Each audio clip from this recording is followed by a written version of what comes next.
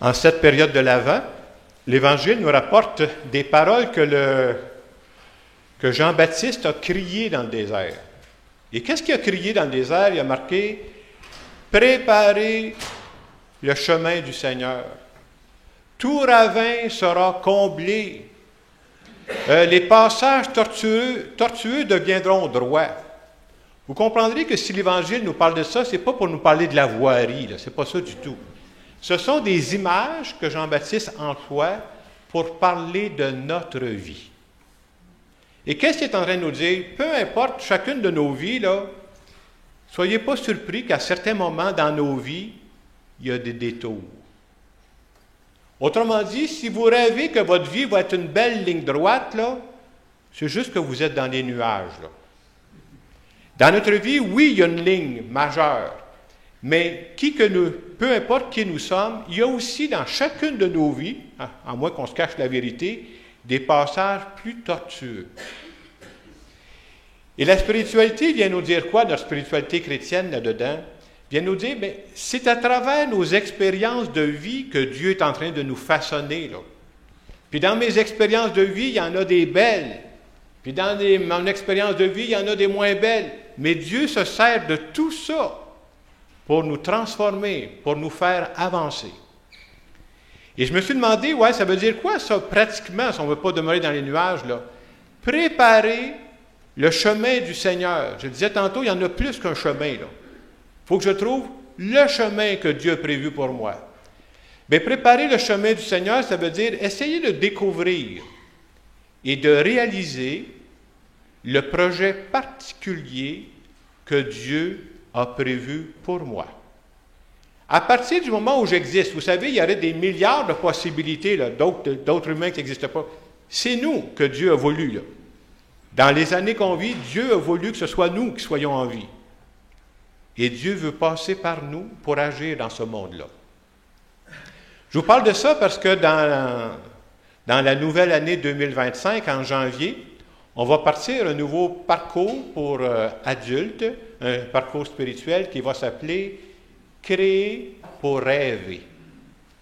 Et dans ce parcours-là, qui va commencer au mois de janvier, on va fonctionner un peu, pour ceux qui connaissent, on a déjà parlé du parcours alpha. La différence, c'est qu'il y aura seulement 6 rencontres au lieu de 12. Et dans ce parcours-là, comme on le faisait avec Alpha, le mercredi soir, on va souper ensemble. Ça se fait dans les salles ici. Et après avoir soupé ensemble, à Alpha, on regardait des vidéos. Là, il n'y aura pas de vidéo. Ça va être ma face que vous allez voir, parce qu'à chaque semaine, je vais présenter une étape qui nous est proposée pour dire comment on fait pour découvrir les rêves de Dieu dans notre vie. Puis quand on a fait ça, on s'en va en petite équipe où on peut échanger avec d'autres. Puis d'entendre comment les autres cherchent le rêve de Dieu, ça t'aide beaucoup à trouver le tien. C'est une expérience qui a été vécue par des milliers de personnes aux États-Unis. Et l'Église en marche va l'offrir. C'est la première fois, à ma connaissance, qu'un groupe va vivre ça dans la province de Québec. Alors, on l'offre parce que je trouve que c'est une belle démarche. Je vous parle des éléments de ce parcours-là parce que ça répond très bien à l'Évangile d'aujourd'hui qui nous dit « Préparez le chemin du Seigneur ».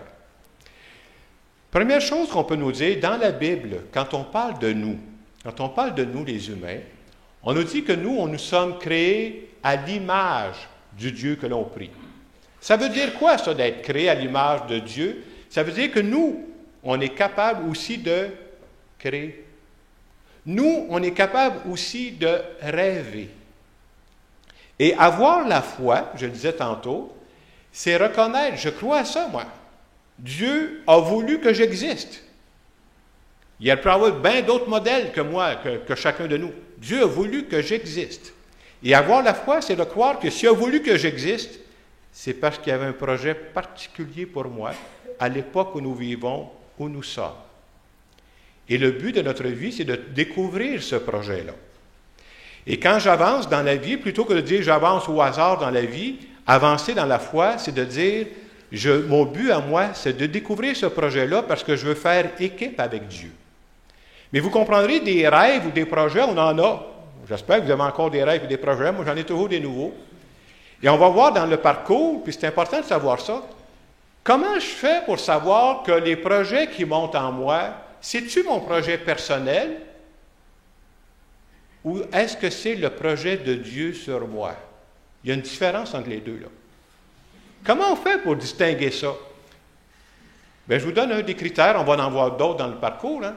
Un critère très surprenant, mais je vous le dis. Quand ça correspond au rêve de Dieu pour ma vie, là, puis ce rêve-là, il y a des branches comme un arbre, à chaque étape, il y a des nouvelles branches qui arrivent. Là.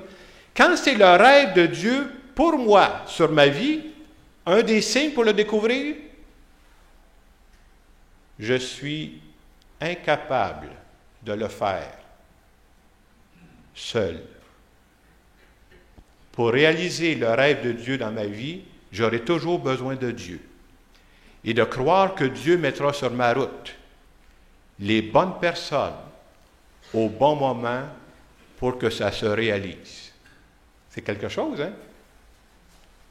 Autrement dit, je ne suis pas en train de vous parler du rêve de Dieu. J'aimerais passer 2 semaines de vacances l'été prochain, là. Le rêve de Dieu, c'est beaucoup plus grand que ça. Et notre problème, vous savez, on se contente de petits rêves. Alors que quand je trouve le rêve de Dieu dans ma vie, il n'y a aucun rêve qui peut accoter ça. Ça, c'est important de se dire ça aussi. Alors, c'est tout ça qu'on va voir dans la démarche. Et quand on trouve le rêve de Dieu pour notre vie, là, on pourrait penser, ouais, mais si c'est le rêve de Dieu, ça va tellement être facile, ça va couler tout seul. Pas vrai. Même quand c'est le rêve de Dieu, je ne vous parle pas d'un rêve à ratatiner, moi, là. C'est un rêve qui va supposer des défis, qu'il va y avoir des difficultés. Mais si c'est le rêve de Dieu vraiment pour moi, si Dieu a mis ça dans mon cœur, là, il va me donner aussi la force nécessaire pour remonter mes défis. Pas les vôtres. Moi, je n'ai pas la force pour vous, mais pour les miens, ah oui. Puis il va mettre les bonnes personnes pour me compléter, parce que ça ne se peut pas que moi, j'ai toutes les qualités. Non, non. Quand Dieu met un rêve, il met tout ce qu'il faut autour aussi pour l'accomplir. Le grand danger aujourd'hui, vous savez, c'est que beaucoup de personnes ne croient plus au rêve de Dieu pour eux. Et j'ai entendu souvent des personnes, je vous donne des exemples, c'est bon de savoir ça, mais probablement vous pouvez penser ça, vous autres aussi, puis on pense tout ça. Tu dis, bon, moi, à l'étape, je suis rendu, c'est fini. Là. Ou j'ai entendu des gens dire, Jacques, si tu savais les gaffes que j'ai faites dans mon passé, c'est sûr, le rêve de Dieu, il est mort puis enterré. Et j'aimerais juste vous dire que la phrase que je viens de dire, elle est totalement fausse. Pas un peu, là. Elle est totalement fausse. Pourquoi je vous dis ça? Parce que quand Dieu a déposé un rêve dans mon cœur, là, Dieu, il ne dort pas au gaz. Là. Dieu savait aussi que dans ma vie, il sait c'est quoi un être humain, il savait que j'aurais des passages tortueux. Puis mes passages tortueux, ce n'est pas les mêmes que vôtres. Et Dieu est capable d'intégrer mes passages tortueux pour en faire sortir du bien. C'est quelque chose, hein, de penser à ça. Dieu se sert de tout ce qui nous arrive. Je vous donne un autre exemple. J'ai déjà rencontré quelqu'un qui me disait, puis je sais que pour beaucoup de personnes, c'est ça. Quelqu'un me disait, moi, c'est un monsieur qui me disait, moi, mon rêve, là, pendant des années, j'ai rêvé à ça. Moi, j'avais le goût de fonder une belle famille. J'ai rêvé à ça. C'était quelque chose de super important pour moi. Puis quand je l'ai rencontré, ce monsieur-là, ça faisait déjà un petit bout de temps, il avait divorcé. Alors, il n'y avait plus sa famille. Mais il va dire, moi, le rêve de Dieu, c'est mort et enterré. Non, pas du tout. Je reviens encore dessus, hein. Dieu peut se servir même de ce que tu as vécu pour l'intégrer à ton grand rêve. Dieu savait que tu aurais des détours dans ta vie. Et ça se peut que ton expérience à toi va servir à d'autres personnes. Je vous donne des exemples, des fois, juste pour voir clair. Moi, j'ai rencontré des alcooliques qui s'en sont sortis. Vous savez ce qu'ils font aujourd'hui? Ils aident d'autres alcooliques à s'en sortir.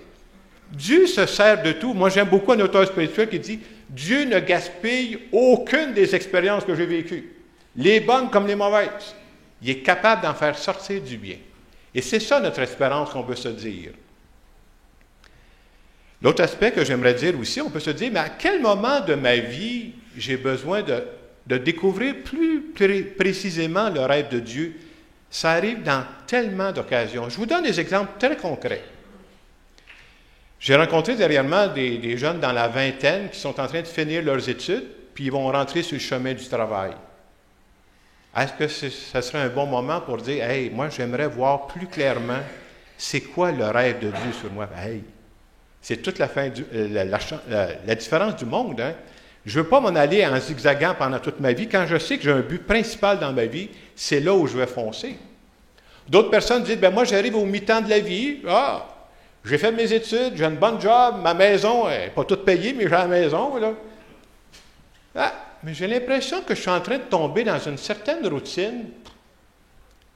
Ça serait peut-être un bon temps pour t'arrêter et pour chercher, ça serait quoi le rêve de Dieu pour moi? Parce qu'il n'est pas mort ton rêve, là. D'autres personnes vont dire, moi dans ma vie présentement, je sens comme une insatisfaction. Je ne sais pas trop quoi, mais je suis insatisfait de ma vie. Puis j'ai l'impression qu'à certains moments, il n'y a plus rien qui m'intéresse. Ce serait un très bon moment de prendre du temps pour t'arrêter, pour chercher le rêve de Dieu sur toi. J'en profite pour préciser, pour dire que quand on cherche aussi ce que Dieu attend de nous, on regarde nos joies, on regarde nos forces, et c'est très bien. On oublie souvent de dire, Dieu nous parle à travers nos insatisfactions. Très important de savoir ça. Quand je suis insatisfait, ça veut dire que je ne suis pas sur mon X, là. Je ne suis pas à bonne place. Il y a quelque chose qui n'est pas ajusté. Et dans ce temps-là, Dieu a quelque chose à me dire. Je finis par un dernier exemple pour montrer qu'à chaque époque, on a besoin de s'arrêter pour savoir c'est quoi le rêve de Dieu. Quelqu'un qui dit, moi, il me reste quelques années, puis je prends ma retraite. Puis quand on tombe en retraite, là, il paraît qu'il n'y a plus aucun problème, tout va bien. On s'en reparlera. Peut-être que tu dis, moi, à ma retraite, là, je vais me mettre à voyager. Tant mieux si tu as du foin puis voyage, là. Mais quand ça va faire 2 ans que tu voyages, qu'est-ce que tu vas faire du reste de ta vie? Tu vis ça sur le pilote automatique? Ça serait un bon moment pour t'arrêter et pour chercher quel est le rêve de Dieu de ta vie. Et vous savez que plus on avance dans la vie, moi, en tout cas, je vous dirais mon expérience personnelle, moi, je n'ai pas fini. Je pense que les rêves de Dieu, on pourrait dire, toi, Jacques, c'est fini. Tu es prêtre, c'est fini, ton rêve, c'est ça. Non. Oui, je suis prêtre. Mais je compare ça à un arbre, il y a des nouvelles branches qui veulent pousser. Et vous savez quoi? Peut-être que je rêve en couleur. Je pense que le meilleur de ce que je peux apporter au monde n'est pas arrivé. Pourquoi?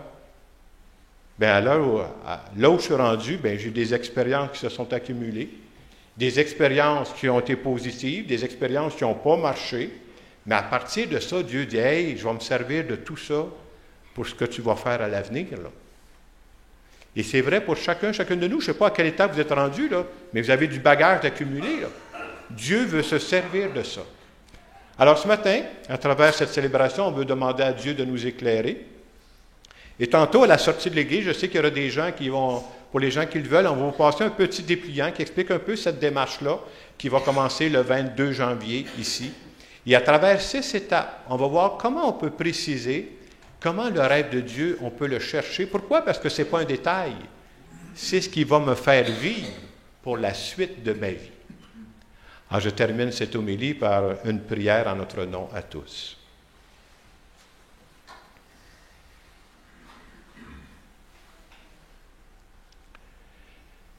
Seigneur Jésus, je veux te dire que je crois vraiment que tu as encore des projets particuliers, des rêves particuliers pour moi.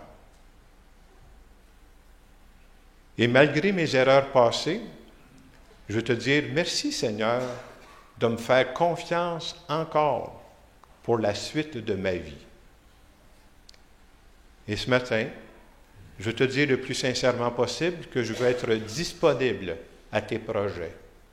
Je veux remettre ma vie entre tes mains. Amen. Dans les quelques secondes de silence qui vont suivre, je vous invite à penser à ça. Je ne sais pas à quelle étape vous êtes, mais ça a l'air que vous êtes ici, c'est de l'air que vous êtes en vie. Est-ce que je crois à ça? À l'étape où je suis rendu dans ma vie, le grand rêve de Dieu n'est pas fini. Il y a des nouvelles branches qui veulent pousser dans mon arbre. Je vous laisse quelques instants pour en parler avec Dieu.